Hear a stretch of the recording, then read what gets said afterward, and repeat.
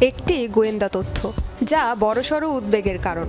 জানা মাত্র পাক ভারত যুদ্ধের মাঝে দুই দেশের নেতাদের সাথে যোগাযোগ করেন মার্কিন কর্মকর্তারা, তড়িঘড়ি করে চেষ্টা করেন মধ্যস্থতার। কিন্তু কি ছিল সেই উদ্বেগজনক তথ্য?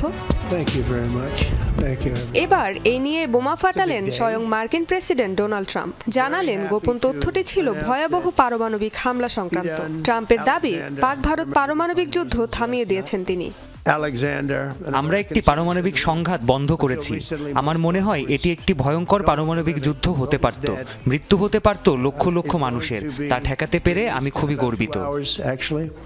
দুদেশের সীমান্ত যখন উত্তপ্ত, মার্কিন ভাইস প্রেসিডেন্ট জেডি ভ্যান্স ছাড়াও পরিস্থিতি পর্যবেক্ষণ করছিলেন মার্কিন পররাষ্ট্রমন্ত্রী ও জাতীয় নিরাপত্তা উপদেষ্টা মার্কো রুবিও এবং হোয়াইট হাউসের চিফ অফ স্টাফ সুজি ওয়াইলস। শুক্রবার সকালে পারমাণবিক হামলার তথ্য পেয়ে যুদ্ধবন্ধে আরও সক্রিয় ভূমিকা রাখার বিষয়ে একমত হন তিনজন। এরপর দ্রুত প্রেসিডেন্ট ট্রাম্পের সাথে যোগাযোগ করেন জেডি ভ্যান্স। আলোচনা শেষে ভারতের প্রধানমন্ত্রী নরেন্দ্র মোদীকে ফোন কল করেন ভ্যান্স। ভারতকে সরাসরি পাকিস্তানের সঙ্গে আলোচনায় বসার জন্য মোদীর প্রতি আহ্বান জানান তিনি।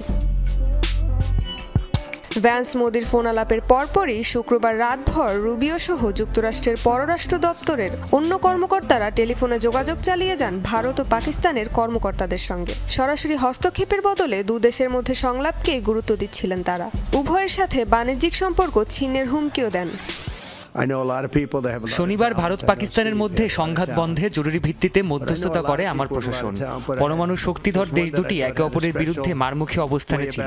ভয়ঙ্কর এ সংঘাত থামার কোনো লক্ষণই ছিল না। আমরা বলেছি, এবার থামো, যুদ্ধ যদি বন্ধ না করো তবে কারো সাথেই কোনো বাণিজ্যিক সম্পর্ক থাকবে না। কিন্তু সংঘাত থামালে বড় ধরনের বাণিজ্য হবে আমাদের মাঝে। তৎক্ষণাৎ তারা রাজি হয় যুদ্ধ বন্ধে।